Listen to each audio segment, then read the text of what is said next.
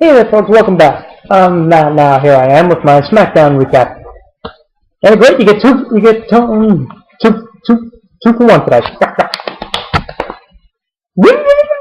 I'm a Stooge fan. So here I am back with my Smackdown post video. I easily said this was way better than Raw. Good show overall, I thought. You know, there was some good stuff on there. A good three-way main event.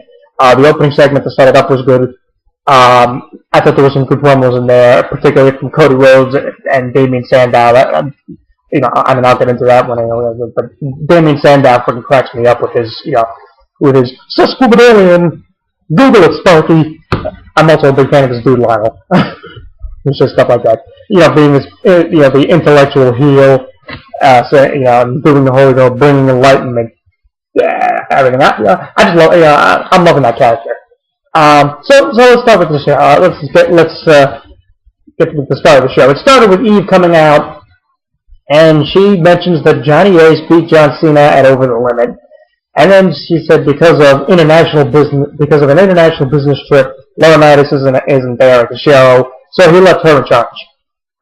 She says that Laurinaitis will deal with Cena on Monday, but tonight Eve is going to deal with Sheamus.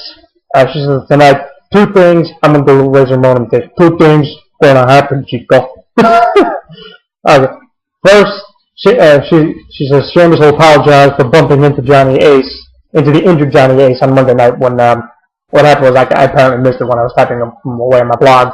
He came out to Cena's aid and, when he was being attacked by the four low-level heels, and Sheamus came out and, bumped into Johnny Ace. So Eve wants him to apologize for bumping into the injured Johnny Laurinaitis. And then, second, she'll pick Sheamus as opponent for No Way Out.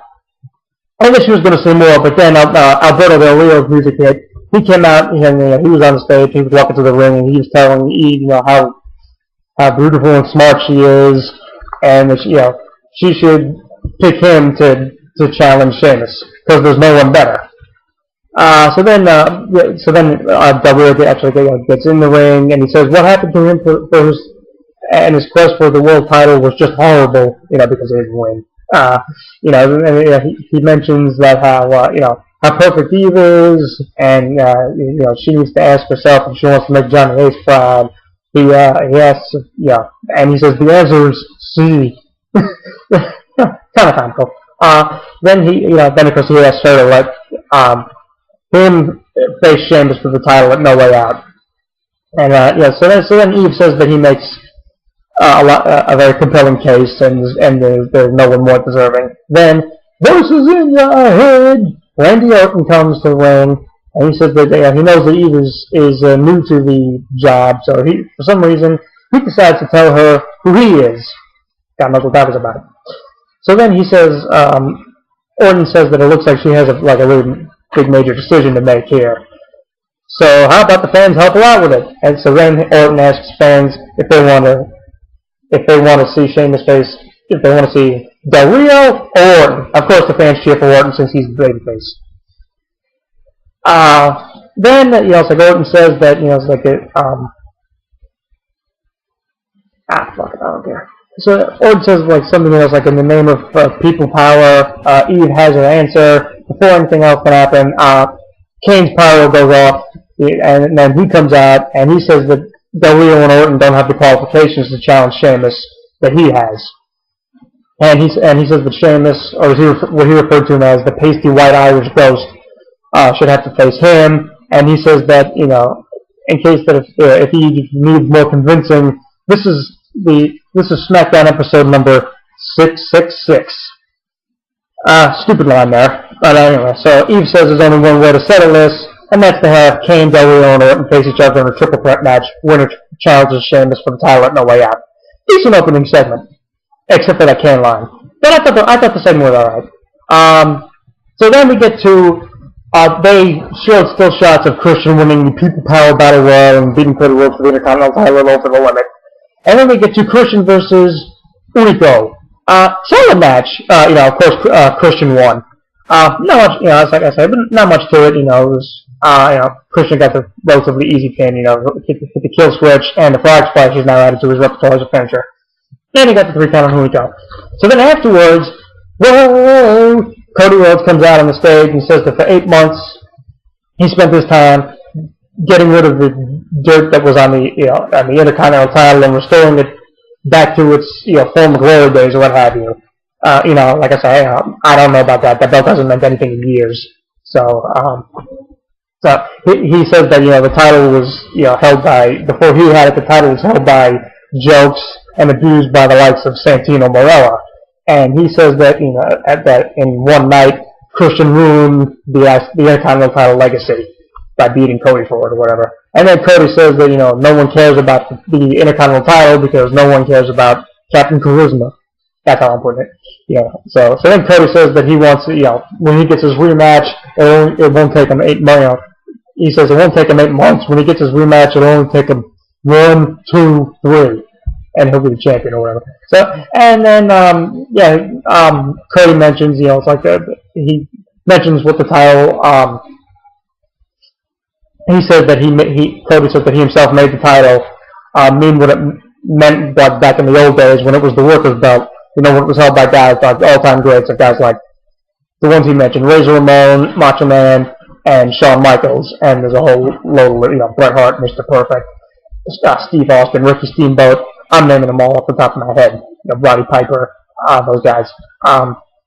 So then, like I said, so then he mentions that in one night Christian ruined it, and then he says that he'll get his rematch and he'll win the belt back. And then Christian just puts the belt down like he's drawing a line in the sand or whatever, and he gestures for Cody to come in the ring, but of course Cody heads to the back. Good stuff here. I thought Cody could cut a good promo. It's like I don't know why they feel the need to yo-yo push him because he's a young guy or what have you. But I thought he was more. I thought this was an upswing for him here. So then we get to a clip from earlier on in the day where the Usos were getting into a bicker with Titus O'Neil and Darren Young, and they were mimicking each other's stuff. The Usos were mimicking the thing that Titus and Darren do, and then the other two were mimicking the seat the tab that the Usos do when they come to the ring. So then we get the Usos versus Darren Young and Titus O'Neil. Darren and Titus win. Jimmy's pinned by Titus. Solid match. I think the Titus O'Neil Darren Young team has got some potential. I find that millions of dollars thing to be kind of humorous. The Usos are a good team too. They should be used better too. So we'll see. I mean, hopefully one of these teams will get the tag belt soon. Remember those? Then they show a video package hyping Sin Cara's return for next week. Okay. Then we go back to the ring, and 2 unknown guys by the names of Brian Edwards and Kevin Bendel are in the ring. And one of them, I think it was Brian Edwards, gets the mic, rags on the town for not being able to pronounce the name of their own town, and I honestly don't even know what town they were in. Then the other guy takes the mic and says that they know Ryback has beaten 2 guys, but he's never beaten 2 guys at the same time. So they said that they're here to prove tonight, and then before they could finish, Rybird, who looks like Scott Norton, comes out. So Ryback squashes these 2 jabrones, and that was pretty much it. He gives them the double running muscle buster, puts one guy on top of the other, and just gets the pin. Pointless squash. I still don't know why they're having him fight these unknown guys. I thought they kind of got away from that when he squashed like Doug Bateman and Heath Slater the last couple of weeks. But anyway. So Ryback, whatever you want to call him, gets into the squash win. Okay. Then we get Santino Marella and Ricardo Rodriguez. The only good about this was that Ricardo came out in his tux, and he gave his own ring introduction for himself. The match itself was total comedy and not really funny at all. So they were just doing a lot of funny stuff. Rodriguez was constantly running the ropes, and he fell down, got dizzy. Santino gave him an airplane spin. Then Santino got under the ring. Ricardo was looking for him to come out the other side. Then Santino came in the same way he went out the ring. He was tapping Rodriguez on the shoulder, and Rodriguez was like, then eventually he turns around, gets Cobra, 1, 2, 3, the end. Not much, Santino's shtick is, it's like if Santino, Merle, and Eric Young were in the same company, you'd have your comedy jobber tag team set.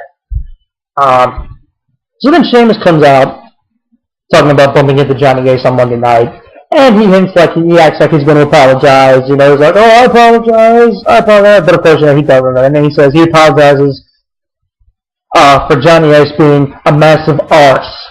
And here we go again with Sheamus and the arse jokes. So then he says, it's like, oh yeah, David Otunga and Eve have their heads rammed so far up Johnny Ace's arse that they can probably say what he ate. Terrible line there. So then he also apologizes to everyone else who kisses Johnny Ace's arse, including that giant 440-pound arse kisser, the Big Show. It's so stupid, It's just like, why are they having Sheamus constantly do these arse jokes and do these Irish folk tales when, it's like, the guy's a babyface, it's like, it doesn't mean he has to be like John Cena, being a funny man and making all these arse jokes. It's just like, cut that crap, will you? So then he talks about the world title match at No Way Out, and he said that if he had his way, he'd be facing Randy Orton. So then Vicky Guerrero comes out and says that her good friend Eve just told her that Sheamus will be facing someone right now, and Jack Swagger comes out. Like I said, before I get into the Sheamus-Swagger match, idiotic promo, like I say, Sheamus with the lamb arse jokes, it's just really, really weakens the character. So then we get Sheamus versus Jack Swagger. Sheamus wins. It was a good match. I guess that's pretty much all to be said about that. I enjoyed it. Then Damien Sandow comes out for his match with Yoshitatsu. Before the match, before it happens, he says that he's there to help the fans, bring enlightenment and everything. And he mentions how last week he was scheduled to face the unworthy opponent, and he rags on the fans for being ignoramuses, and says that if he had wrestled the match, it wouldn't have done anything to enlighten the fans. So then he says that he did the honorable thing so that the fans can place him on this pedestal of enlightenment that they're so yearning for. And of course, the fans boo him, and he says he asks him to remain silent while he speaks.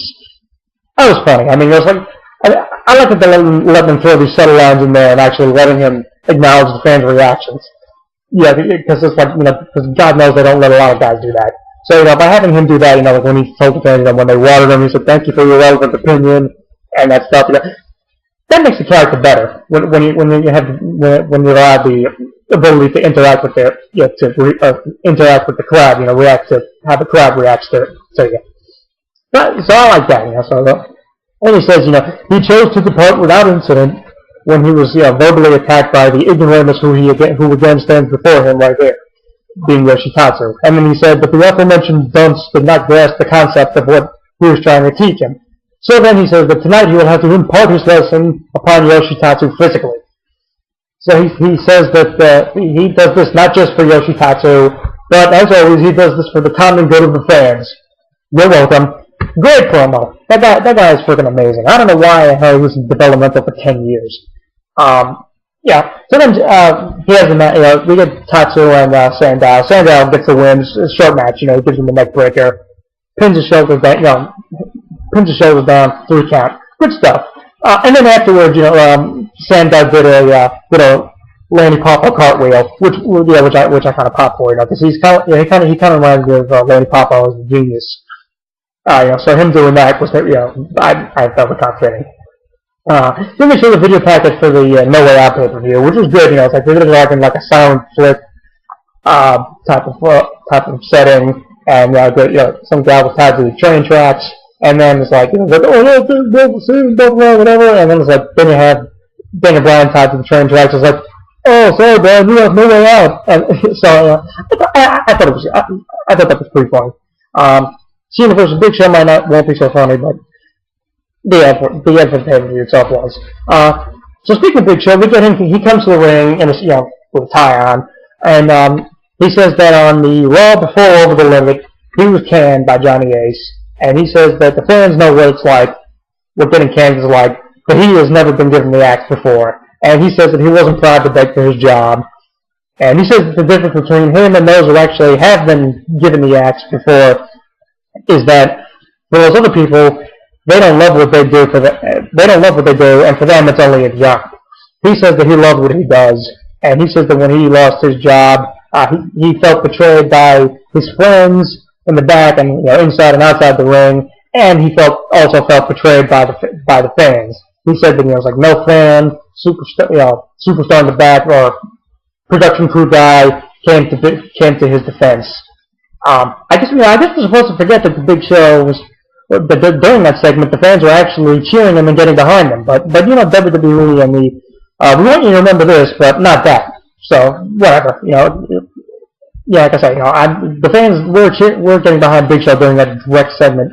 But apparently we're not supposed to remember that happened. So then here, feels like pretty old Big Show, being a heel, just ignoring what happened. That's true as one thing, but if they're just saying, hey, forget that this happened, that's stupid. So then he said, then Big Show says that after all the years and all he's done, this is what he gets, just like the abuse from just like pretty much crap from the fans and everybody. And then the fans give him a "you sold out" chant, and Big Show says, no, he's saying he didn't sell out. He said that everything he's done. He said, sorry about that, folks. He was saying he didn't sell out. He says that after everything that he's done. Fans, this happened, and then he says that he realized that he has no friends. He realized he's alone in the world, and then he said he got the call. He asked the fans, it's like if any of them are drowning, do they really care where the lifeline is coming from? Like it's like if you're drowning or whatever, do you really care? It's like do you care who saves you from dying? So then he said, something along with that. So then the fans chant for Cena. And then Show says that he made a deal, and he mentioned that it's like if Johnny Ace could beat John Cena, he'd get his job back. Big Show would. So then he mentions that he signed a new contract and got a big fat bonus. So then he mentions that the whole thing was a ruse for Cena. He was saying it's like Johnny trying to escape from Cena was all set, and then he mentioned it's like him dragging him. Taking Ace back to the ring, looking like he wanted to get revenge on him, was all a ruse just to set up Cena. Which, it's like, I think everyone saw that heel turn coming before the pay-per-view even started.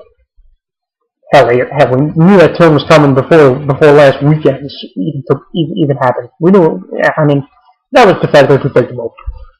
So then he says that, when he threw Laurinaitis to Cena, he knew what was going to happen next. And he mentions that with one punch, he knocked out John Cena cold. And then he says that no way out, he'll do that again. So then he says the fans never really cared about him, and then he says that he doesn't care about any of the fans. I thought Big Show was good in his delivery on the promo here. The storyline might not make a lot of sense or any sense at all, but I thought Big Show, I think, is a really good promo guy. So I thought that he actually made a very illogical storyline somewhat watchable. With his promo was good. So then afterwards, as Big Show's walking out, Kane comes out. He's walking to the ring. Show's walking to the back, and they just walk past each other, and that was it. So then Kane gets in the ring, and then Daniel Bryan comes in and hits him in the back of the chair, and then he just pounds the crap out of Kane, hitting him with the chair, and after every the fans chant, after every chair shot Daniel Bryan gives Kane, the fans chant yes, which was kind of cool. I thought, Will Reese come in and break it up, and then Daniel Bryan walks up the ramp. I think he heads to the back. Solid segment, I thought that was alright, and then we get to the main event. We had Kane, Alberto Del Rio, and Orton when he challenges Sheamus on the way out for the world title. Del Rio wins when he pins Kane. What happened was Daniel Bryan came back out with the chair.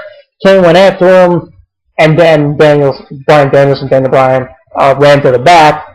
Then Daniel Bryan came back out and distracted Kane again, and then Orton to give Kane an RKO, and then Orton pinned Kane, went for the pin on Kane.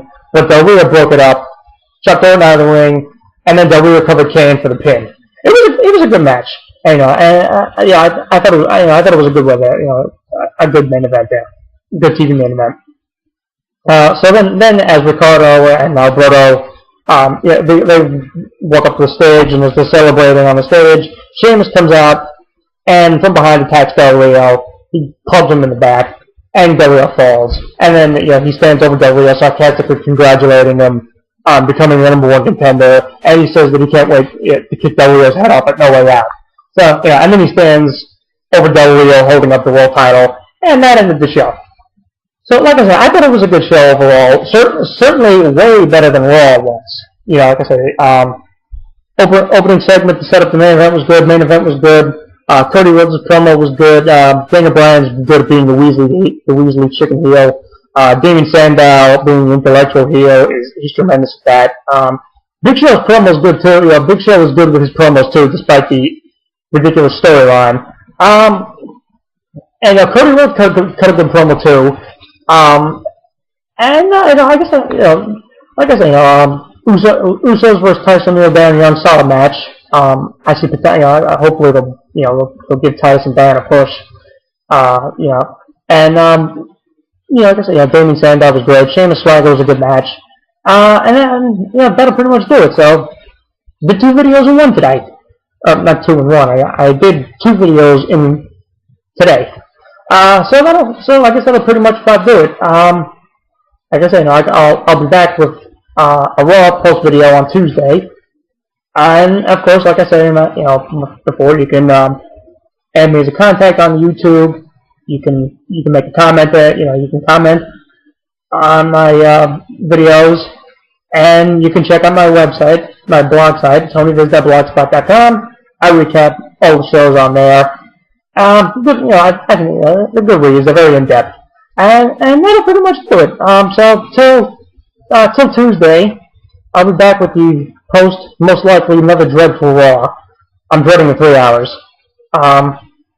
But until then, this has been your Smackdown post video recap. And until then, this is the Tony Viz. And I'll talk to you all on Tuesday. And once again, take care, everybody, and have a good Memorial Day week.